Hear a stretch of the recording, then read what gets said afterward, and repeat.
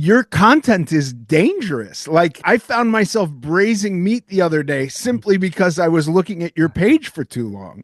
Oh my gosh. Well, thank you so much. Yeah, it's something that I am like super passionate about. I love food, I love barbecue, and we started really diving into making content, during the pandemic and kind of went all in on social media to raise awareness for our catering business and our Duce's Wild barbecue sauces and rubs brand. And it's been awesome. We get so much great feedback. It is so awesome to correspond with you over Instagram, you watching Yeah. all the recipes. That's so cool. Yeah, no, I sent my daughter one recently. You made like brisket tacos and you made a Yeah. sauce with nuts and chilies and Yes. like my mind was exploding, Yes. Like I can't wait to make that. Dude, the salsa matcha is no joke, and it's got so much flavor, and it's like over the top. I had it the first time a few months ago, and I was like, I'm making this for a video for sure because Yeah. it's just got so much of that deep earthiness from the peppers and then that nuttiness from the sesame seeds and peanuts, and it's amazing. It's really good.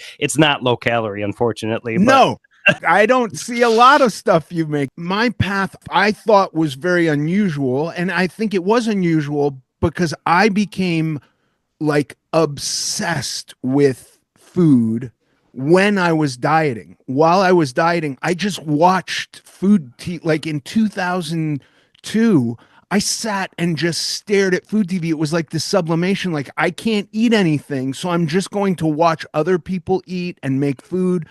And then I did a lot of traveling that was food centric traveling, like to watch my kids eat this. Like my wife and I went to China to eat duck at Luquan roast duck, where Anthony Bourdain said it was the oh my best gosh. Peking duck. Like that's insane to do that.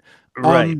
I never would have done that had I just been here eating whatever I wanted. And so the fact that you have lost as much Mhm. weight as you've lost and still been surrounded, like your business is thriving, you're still making really delicious food. That is Yes. wild to me.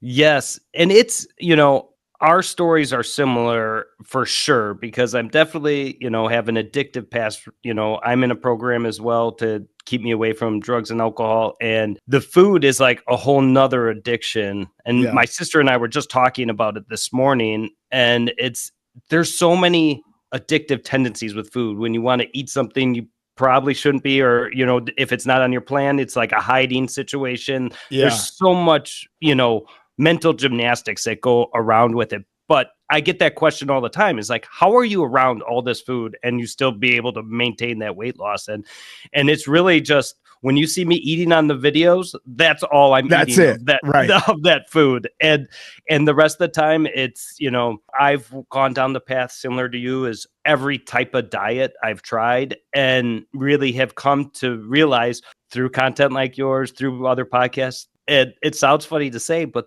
the bodybuilders really haven't figured out, Yeah. so I've gotten down to that where, I'm on a similar low fatish program and kind of watch what I'm eating most of the time. And then those are my cheat or treat days or treats, when I'm making a video. Of course, you got to take a bite for the camera and it's delicious. It's the, Well, yeah, but also you got to know what it tastes like. Like oh, if yeah. if it needs more salt, more acid, if it's not spicy enough, like you have if you're cooking it. And by the way, I cook an awful lot for my family. I'm putting everything in my mouth. It's going in my mouth at some point. Oh, for sure. And that's, part of the balance of everything is when I'm cooking, I'm the same way. I'm eating as I'm cooking because I'm tasting it so much and I want it to taste good. That's like as a chef and just me as kind of a people pleaser by nature, I want every bite that you have of mine to be like, dude, this is amazing. Like I Yeah. want that reaction. And so I'm going to make sure it tastes amazing for sure while I'm cooking. Yeah. When did you get sober?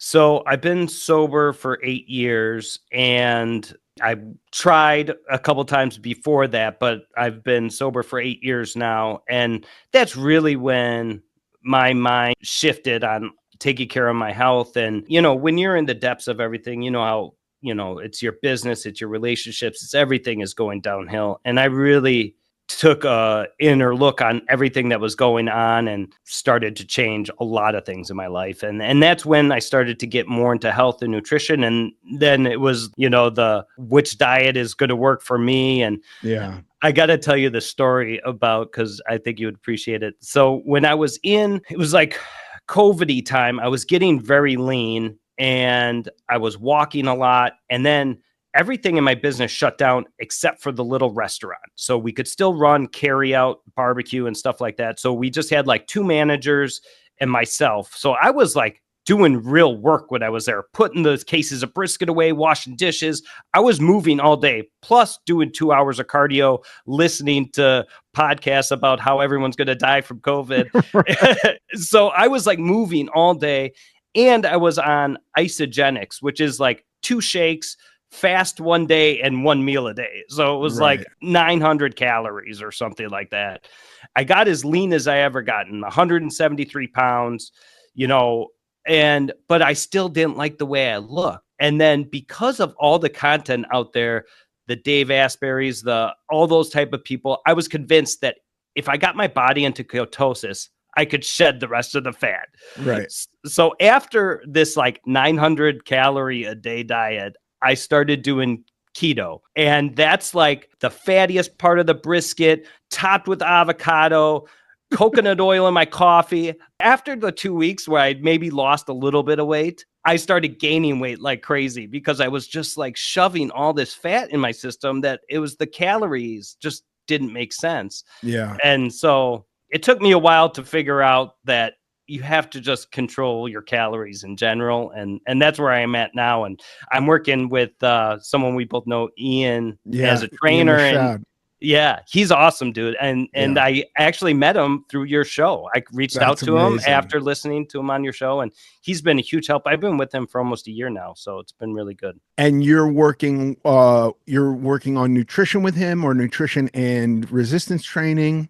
Yes, basically he sets up a program, nutrition program, and then we use the RP app for the training part, but he programs the workouts in there, and then we have a call once a week and to kind of go through. When you have a trainer like that, and you've done some of this, but it's almost like having a psychologist. Yeah. I mean, a lot of it is the mental, what's working for me, what's not, but it's something I need to keep me accountable. It's really been helpful. Yeah, that's amazing, dude.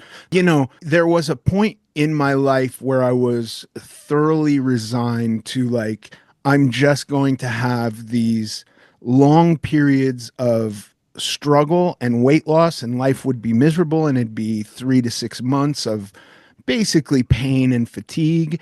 And then I would have a brief time where I enjoyed that weight loss.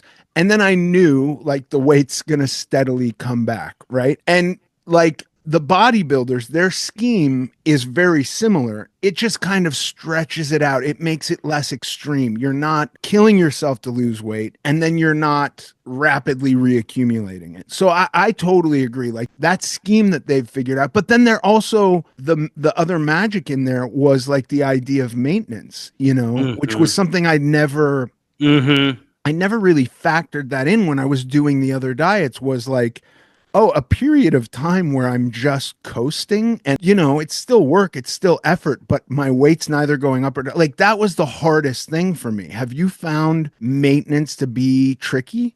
Yes, definitely. And that's kind of what I'm working on right now, like going through a full cycle with the trainer and trying to figure out that my maintenance, I've never been able to keep it true maintenance. It always creeps up a little bit, which is kind of expected to an extent, but mine goes a little bit past there. So I'm still working on it.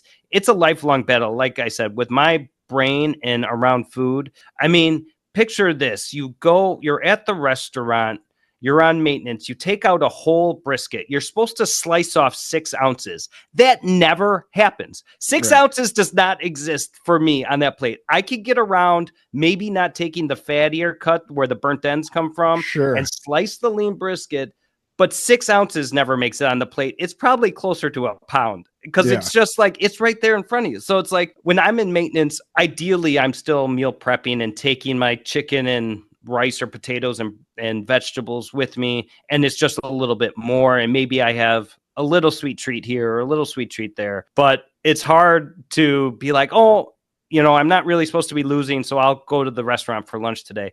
Well, when you're in complete control, it's hard to, really stick to it. For me, anyways. No, maintenance was way harder. The kind of the incentive of weight loss, which is something that I wanted for so long, is super helpful to keep me on a program. So then when I'm not getting that, when there's no benefit, when the benefit is just like, well, buddy, this is how you have to live for the rest of your life. If that's when that was the only benefit, it was really hard. It was, many factors harder than any diet I've ever done, simply because there is no reward system in there. There's no material result that I'm seeing, I'm way better at losing than I am at maintenance, because I love seeing that scale go down. It's just those little rewards that you get, is like my brain gets triggered by that. And is it a hit of dopamine or something else? I don't know, but that's definitely something. And I'm actually in a cutting phase right now. I'm trying to get lean. I've never technically had abs, so I'm trying to get there at least one time in my life. So that's the goal. March 28th, I'll text you a picture. Please a shirtless do. guy, another shirtless guy texting you pictures. I'm sure you love it. No, listen, can you put some fatty meat in the picture? Yeah, okay. That's the deal. Abs in front of or behind, like a brisket or something like that. Love it.